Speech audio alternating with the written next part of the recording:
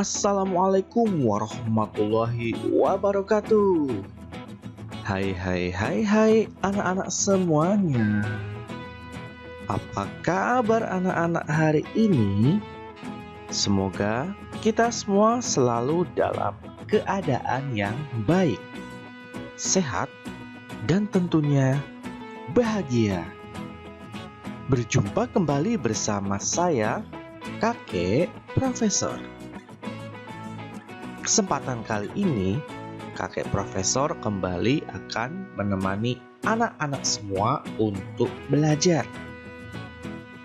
Hari ini kita akan melanjutkan pembelajaran kita di kelas 5. Tema 9, subtema 3. Dan kita sudah memasuki pembelajaran yang ke-6. Wah, tidak terasa ya anak-anak? Ini adalah materi terakhir kelas 5 dalam hal sub dan pembelajarannya. Nah, sebelum kita memulai pembelajaran, mari kita awali terlebih dahulu dengan berdoa. Tentunya agar kita diberikan kelancaran selama proses kita pembelajaran.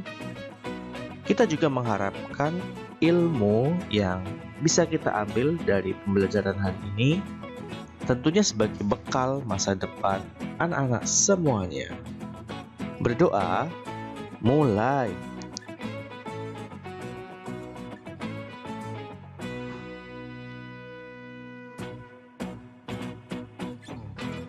Berdoa selesai. Nah, anak-anak, hari ini kita akan mempelajari tentang beberapa materi. Di antaranya, kita akan belajar tentang jenis iklan elektronik berdasarkan isinya. Kita akan mempelajari tentang hidup rukun, dan yang terakhir, mengenal batik Indonesia. Nah, jangan lupa tonton video ini sampai selesai agar anak-anak jadi tambah ilmu pengetahuan. Oke, berdasarkan isinya, jenis-jenis iklan elektronik dibagi menjadi 3 kelompok. Perhatikan ya, yang pertama, iklan komersial. Iklan komersial adalah iklan yang menginformasikan produk, barang, atau jasa yang ditawarkan oleh pemasar. Kalau anak-anak lihat, baik itu di televisi, radio, maupun di internet, ini iklan komersial adalah iklan yang paling banyak kita temui. Misalkan ada iklan yang memasarkan suatu makanan, suatu barang, baik itu elektronik, kendaraan, ataupun sebuah jasa. Itu iklan komersial ya, intinya menawarkan produk ataupun jasa. Jenis iklan elektronik yang kedua berdasarkan isinya adalah iklan perusahaan. Nah, berbeda dengan iklan komersial, iklan perusahaan adalah iklan yang menekankan pada citra perusahaan. Iklan perusahaan umumnya dirancang dengan tujuan tertentu yang menguntungkan perusahaan di masa yang akan datang. Tujuan utama iklan perusahaan adalah meningkatkan citra perusahaan di mata masyarakat. Citra itu sesuatu yang dianggap baik atau dilihat baik oleh orang lain ya. Nah, jadi iklan perusahaan ini isinya tentang menjelaskan suatu perusahaan ya. Menggambarkan misalkan ada prestasi-prestasi perusahaan, keunggulan perusahaan. Nah, berbeda dengan iklan komersial. Contohnya ya, kalau di iklan komersial kita mengenal ada beberapa produk makanan. Misalkan ada mie instan, ada kecap, ada lagi jajan-jajanan. Itu termasuk produknya. Nah, perusahaan tempat produk-produk dibuat itu namanya perusahaannya, berarti ya tempatnya yang untuk membuat berbagai macam produk makanan itu. Ini misalkan dalam hal makanan ya anak-anak. Nah, Kadang-kadang kita temui ada iklan yang tidak menawarkan produk atau jasa, tetapi untuk mengenalkan citra perusahaan yang baik. Itu contohnya iklan perusahaan. Nah, yang ketiga ini iklan layanan masyarakat. Jadi, iklan layanan masyarakat adalah iklan yang bertujuan untuk memberikan penjelasan atau informasi kepada masyarakat. Iklan layanan masyarakat ini biasanya dibuat oleh instansi pemerintah. Kita lanjutkan. Hidup rukun. Nah, tentunya kita semua sebagai manusia sangat-sangat menginginkan hidup rukun ya antar sesama manusia. Ciri-ciri hidup rukun yang pertama, menghargai pendapat orang lain. Ya, artinya apa? Ketika kita dalam situasi rapat ataupun sedang membicarakan sesuatu dengan orang lain, ketika ada orang lain yang memberikan pendapat, apapun pendapatnya, kita harus bisa menghargainya. Tidak merasa pendapat kita lah yang paling bagus, tidak memojokkan pendapat orang lain. Ya. Yang kedua, menghargai hasil karya orang lain. Contoh sederhana misalkan ketika anak-anak diberikan tugas oleh bapak atau ibu guru untuk membuat sebuah karya kerajinan. Nah, ketika melihat punya teman hasilnya kurang bagus, itu kamu tidak boleh mengejeknya ya.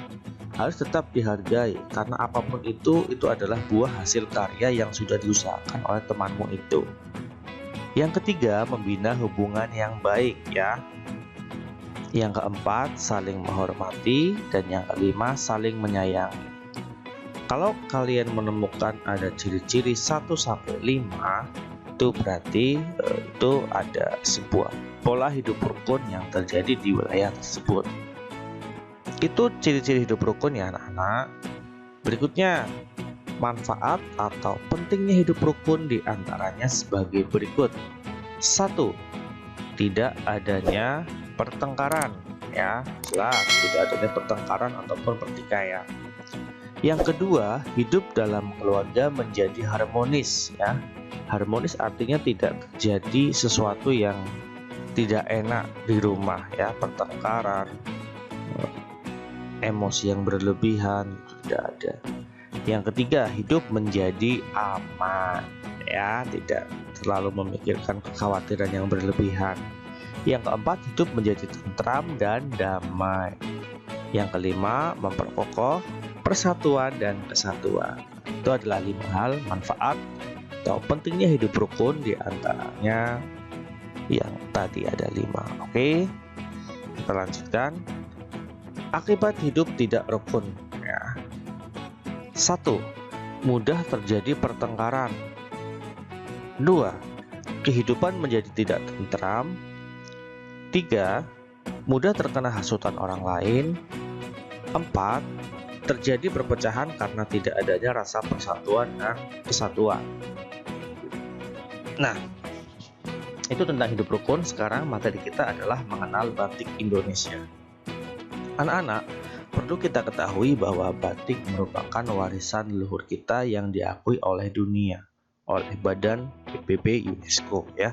Artinya kita harus bangga karena apa? Batik menjadi salah satu warisan dari leluhur kita yang diakui kehebatannya, kebagusannya di mata dunia, keistimewaannya di mata dunia. Nah, mari kita pelajari tentang batik. Batik di tanah air dibedakan menjadi 2, yaitu yang pertama ada batik klasik. Ini batik yang berasal dari Surakarta dan Yogyakarta. Surakarta itu nama lain dari Solo ya. Dan berikutnya ada batik pesisir. Jadi ada batik klasik dan batik pesisir. Motif batik klasik dianggap masih asli atau belum terpengaruh budaya asing. Lain dengan batik pesisir yang telah banyak terpengaruh budaya asing. Keunikan batik klasik yaitu motifnya lebih condong pada motif-motif yang geometris, pewarnaan yang kalem, serta lebih condong pada warna-warna yang gelap. Jadi motif geometris itu yang bisa misalkan menggunakan kayak penggaris ya, saling simetris antar lain. Keunikan yang lain yaitu adanya makna simbolis yang terkandung dalam motif hias batik klasik. Makna simbolis itu kebanyakan berupa doa atau harapan yang baik terhadap pemakainya. Sebagai contoh ada motif grompol pada batik Yogyakarta. Motif ini digunakan untuk mempelai pengantin saat upacara pernikahan.